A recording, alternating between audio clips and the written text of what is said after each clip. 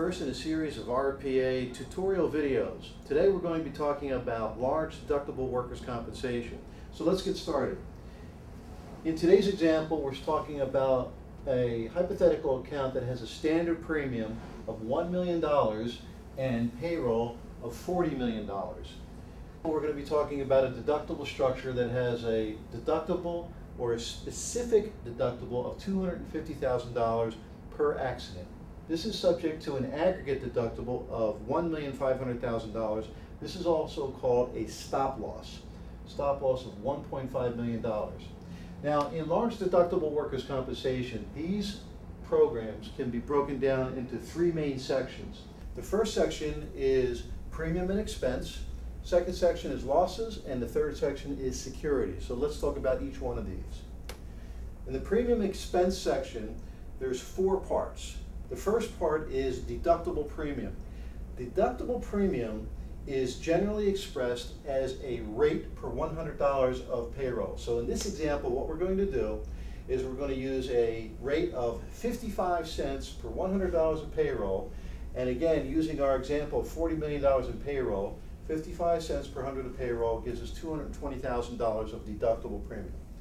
The second part of premium and expense is TRIA and CAT. That's short for terrorism and catastrophe. TRIA refers to foreign tourism, and CAT, catastrophe, refers to domestic terrorism. This is generally expressed as a rate per $100 of payroll as well. And in this example, we're combining TRIA and CAT, although in the proposal you get from the carrier, these will generally be separate. But for the sake of this one, we're going to use 3 cents per $100 of payroll. Again, times the $40 million in payroll gives us $12,000. Taxes and assessments will vary by state. In this example, we're going to use $25,000, although this can fluctuate widely depending on what states that you're in. So for example, in the state of New York, if you have $1 million of standard premium, currently the assessment in New York is 13% of standard. So believe it or not, you would actually be billed $130,000 in addition to the $1 million of standard premium in the state of New York. New Jersey, for example, is a little less than 7%, so I just want you to know that this can be a very big number. But for the sake of this example, we're just going to use $25,000.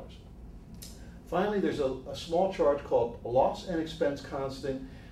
This also varies by state. For this example, we'll just use $250. Okay? The next component is the losses. So these are the losses that you're going to be paying within this $250,000 deductible.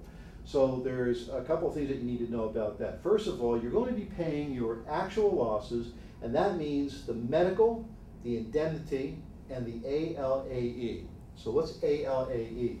That's allocated loss and expense, and that includes expenses that the insurance company will bill to the file specifically allocated to that particular claim. So it will include things like investigation, nurse case management, legal fees if it's a litigated claim, and also managed care fees. Now finally, under losses, there's something that's called a loss conversion factor, or LCF.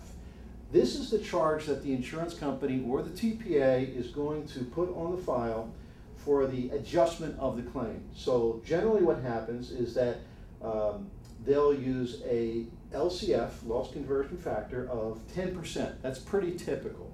10% of the amount of the loss is what the carriers will use to adjust the claims. Finally, we have security. Now, you have to keep in mind that the policyholder has the obligation to pay the losses within the deductible. If they don't, then the insurance company must. So, in order for the insurance company to be satisfied that the policyholder will meet their financial obligation, the policyholder will be required to post security.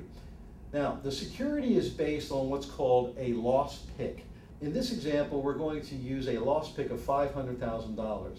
This refers to the estimate of what the ultimate losses will be within this $250,000 for all claims that occur within the policy period.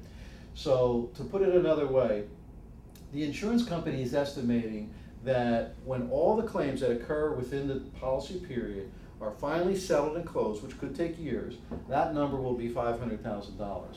Now, what the insurance company will do is they'll ask for collateral to secure that $500,000 lost pick. In this example, we're going to assume that the collateral is equal to the lost pick, or $500,000.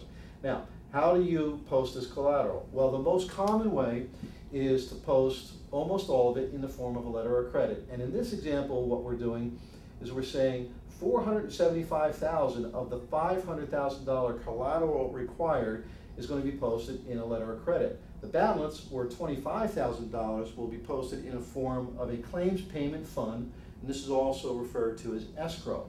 This claim payment fund is an account that the policyholder will establish with the claims department of the insurance carrier or the third-party administrator, whoever's handling the claims. And it is out of this account that claims will be paid as they're presented.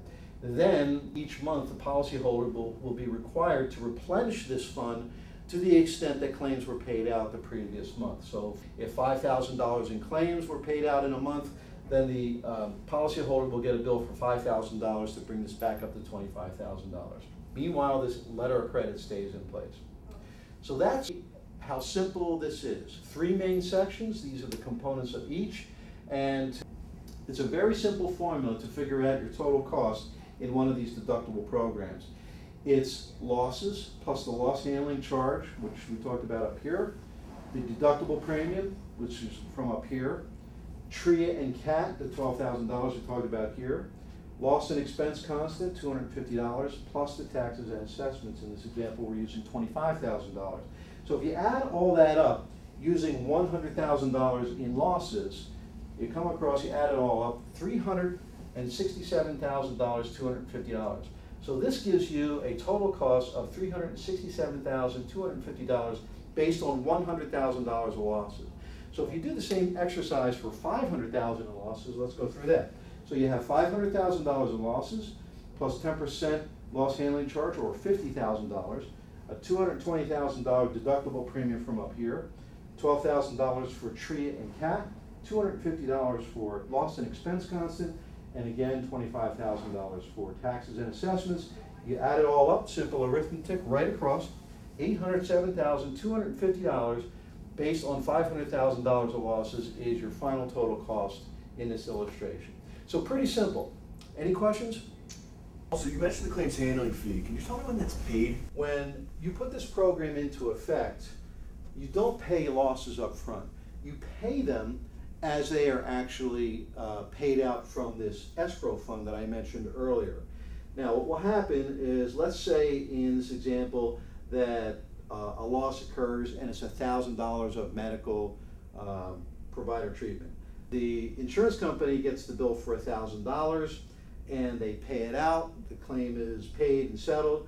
What they will do when they, you remember that I said that they will bill the policyholder to replenish this fund. Well, what they'll do is they'll not only bill the $1,000 claim that came in, but they'll add the 10% at that time. So if a $1,000 claim is presented, the insurance company will pay it out of this escrow fund. They would actually bill the insured $1,100. The $1,000 claim plus the 10% handling charge.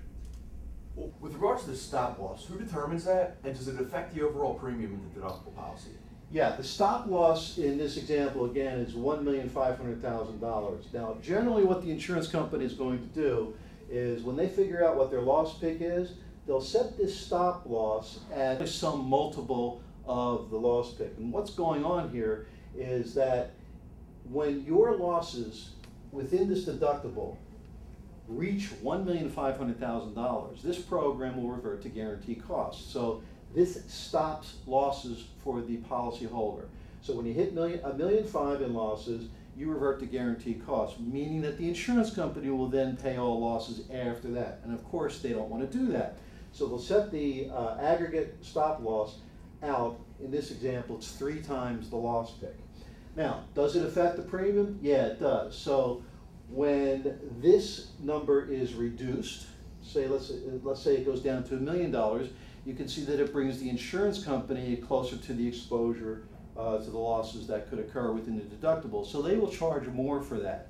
If this number gets larger and they're farther away from the loss pick, the charge for it will get smaller. Now, the way they define this limit here is this will also be based on a rate per $100 of payroll. So if your payrolls audit out to exactly $40 million, this is your aggregate stop loss. If your payrolls go up to $44 million or 10% more than that was estimated, then this will go up 10%. So this rises and falls with payroll. So whatever the rate is that gives you $1.5 million based on 40 million, if you want to get a lower aggregate, you'll pay more premium. This deductible rate will go up.